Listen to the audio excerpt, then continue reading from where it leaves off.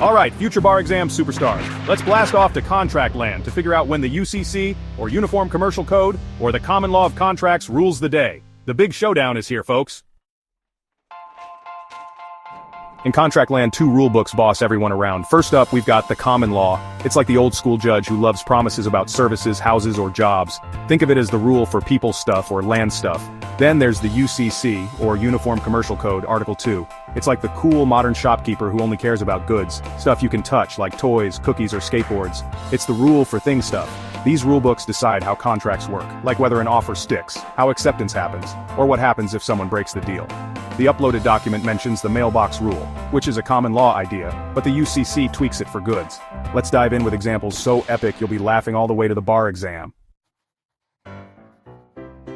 Common law applies to contracts about services like babysitting, painting a house, or teaching magic tricks. It also covers real estate like buying or renting land or houses. And of course jobs, which are agreements to work for someone.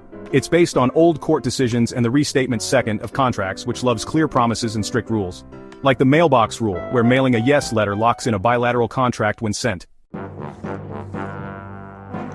Goofy example time. So Wizard Wally wants his castle painted sparkly purple. He tells Painter Penny, "Paint my castle by next week and I'll give you 100 gold coins." Penny says, "Deal! This is a service contract, so common law rules." If Penny mails a letter saying, "I'm painting," the mailbox rule says the contract is locked when she drops it in the mailbox. But if Penny paints it green instead, common law's strict judge might say, "No coins for you, Penny. You broke the promise."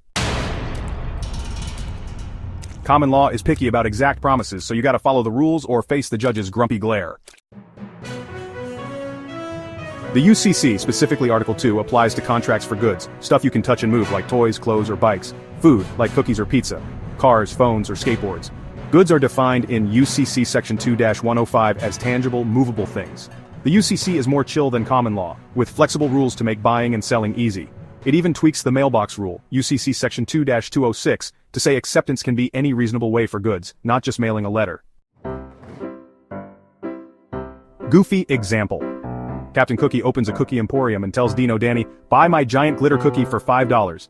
Danny throws a shiny $5 coin and grabs the cookie, shouting, "Mine!" This is a goods contract, so the UCC rules. If Danny mails a letter saying, "I want 10 cookies," the UCC says, "Cool, send them when you can." Unlike common law's strict mailbox rule, but if the cookie's moldy, the UCC's perfect tender rule, UCC Section 2-601, lets Danny say, "Yuck, give me my coin back."